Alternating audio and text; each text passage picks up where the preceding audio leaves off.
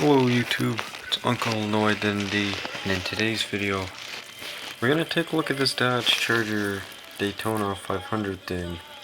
But it's also because, if you look in the corner to the right, you'll see a 225 slant 6. Why does he have a 225 slant 6 next to a Dodge Charger? I'll tell you why. If we take a look here, we can see a very, I'm gonna tip the screen, hang on. I got this. You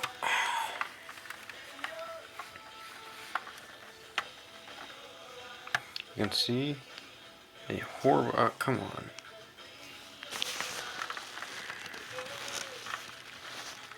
Gotta like phone cameras when they don't work.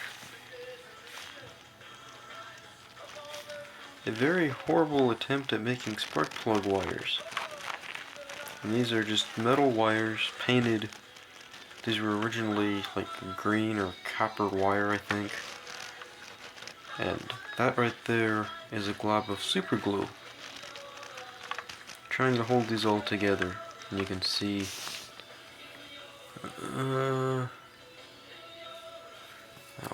we'll use this coffee stirrer. Right here is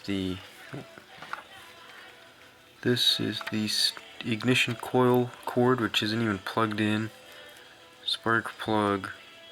This is 8, I think, right? Even numbers on the passenger side, odds over here. And right in the middle is a big glob of super glue, just holding this spider looking thing together. And here we have the 225 slant 6. Let me bring the lighting down. That's good. And this was painted with a mixture of German gray and chrome to make a metallic finish, followed by a mixture of a custom mixture of teal or turquoise to make a close representation of Chrysler turquoise. It's not really showing up too well, but if you look at it in person, you'll see all these rust colors.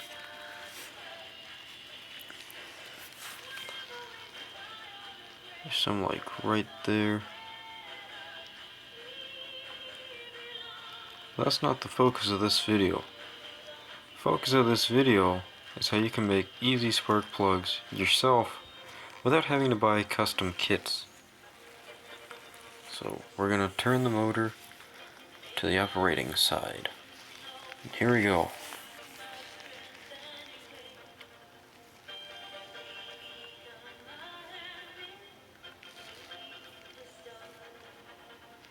I got all 6 spark plugs in there. You have 1, 2, 3, 4, 5, and 6. And of course, the ignition coil is also connected. Well, let me see if that makes anything easier. That might have done it. There we go. And hang on, let me get a needle nose pliers for finer, precise showing. Or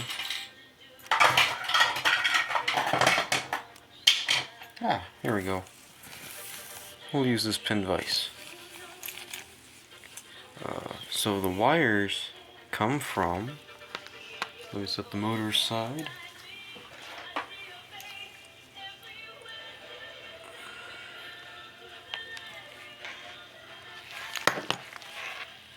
Ta-da! These are old earbud cables. These earbuds are broke, so I thought I'd pull the wiring out. And I found a red wire in there. It was just right, it was thin enough, and so I was able to use it to make the spark plug wires. Unfortunately, I don't want to show you how to do it. Basically, you cut the cord, and then you these come with like a red cable, and you find it and just pull it out, and the red cable would then look like this. It's a very, very fine cord, very tiny, very skinny. And of course, this is what I used for the car, for the motor, which is what we see here. Also, this pin vise, where is it? There we go. Right there. See how fine that tip is? I have to use a very, very fine tip blade point to drill out the holes properly. And I do caution you, you want to make sure you do it as precise as possible, but there are ways to fix problems, such as, I don't know if you can see it, but I'm going to try my best. It should be in the firing sequence. It would be spark plug number 4 cable when connected to the distributor cap. I didn't drill it out properly, and it cracked the frame, basically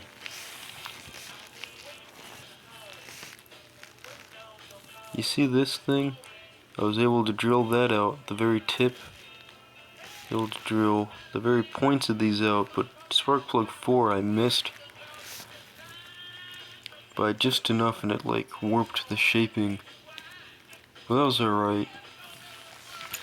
Now you're probably also wondering, how do you wire this? Well, I found it easiest for slant 6 anyway, and just for me. You want to put all of your wires on the block first. Make sure you another thing I do is, so I glue the good end here, and then I measure the full cable, give myself a guesstimate, and then cut just enough, and then with the other piece that's the cutoff part, I glue the next one on, measure its length, cut, and so on. And believe it or not, I actually glued these in the proper firing sequence. 1, 5, 3, 6, 4, 2. No, 6, 2, 4. 1, 5, 3, 6, 2, 4 is the firing sequence. And even with the ignition coil, you also want to make sure you glue that to the ignition coil first, and the ignition coil's cord should be glued in last. At least that's what I found. It was easier to glue it in last.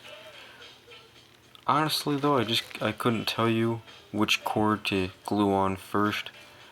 I just lost track. I think I glued 6, and then I just went through the firing sequence starting from the 6, which is back. Oops, sorry. Okay, this one, this is 3. This one I'm looking at right now is 3. So I started with the one next to it, 6, and then just went around till we got to the last one. And cord 1 was actually a bit long, and I cut it. And it still looks a bit long. But look at this cable. Now, you see how I can warp it and shape it? That's pretty cool. So yeah, you wanna... Oh, sorry guys. Trying to look at it through my eyes and not the camera lens. See how I can just shape this stuff? So if you got any old earbuds, you can pull the wiring out and use the wiring for spark plug wires. Actually, let me see if I can show you the rest of the details of the motor. So it was painted, like I said, with a custom blend, base coated of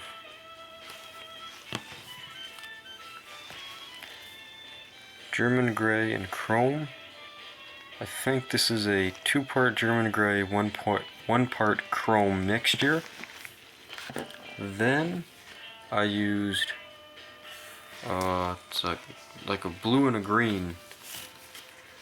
It's not this turquoise. I used my own custom ratio of a blue and a green. And then I think I used this turquoise just as you put a little bit on there to get it just right. Fortunately, I don't know what the paint codes of these colors are. Well, I know the Vallejo ones.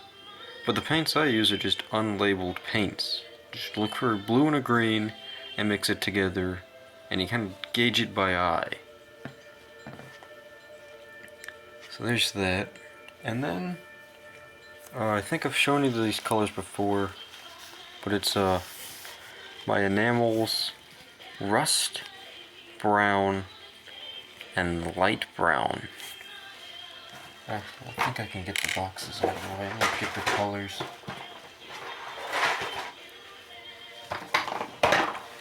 Bear with me, guys.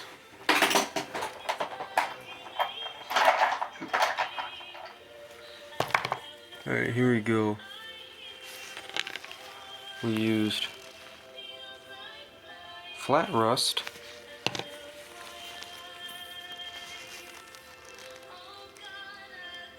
flat dark brown, and finally flat brown enamel, tester's enamels.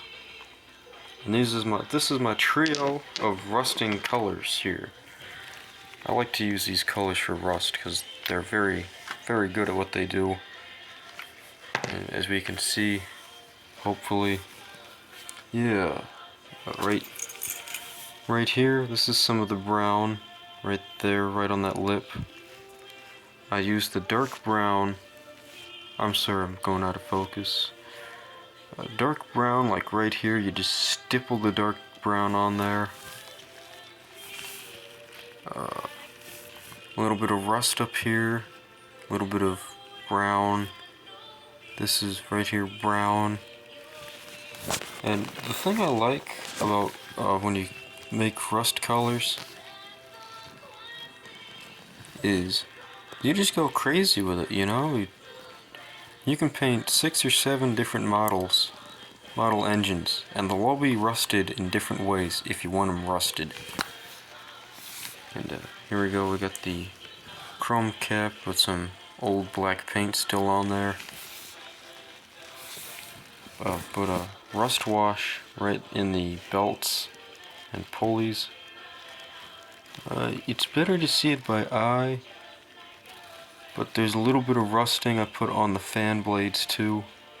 Not the metal, but there's actual like a rust color wash in there. The light's not making it easy for us to see it.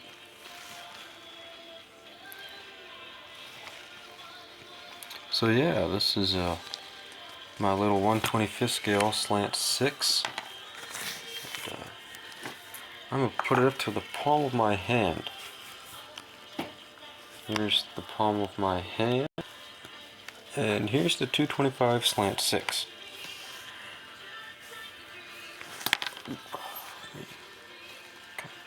Get it? Very tiny motor.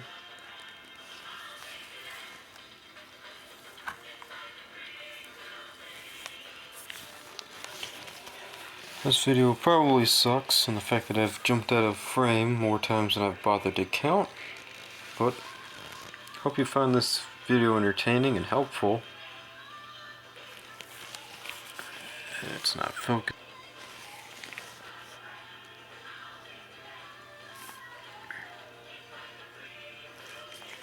And here's the little tire that I use. This little tire right here.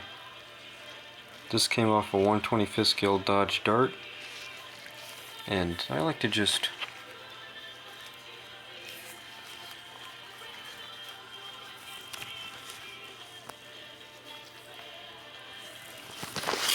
put it there on the tire because it can't really stand up on its own. Oh, and speaking of that, here's the transmission. It's got a separate transmission, as you can already tell.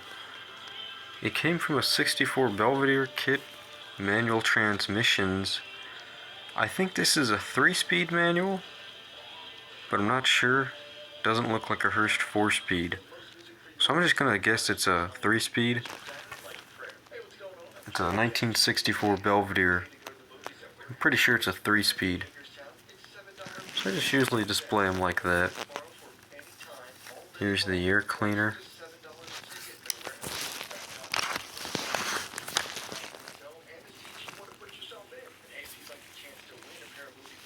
Looks kind of like a little cooking pot.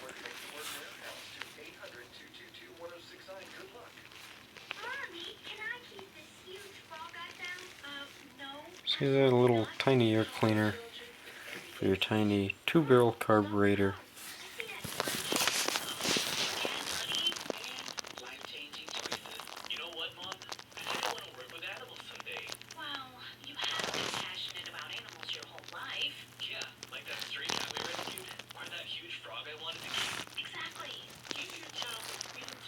See that little thing?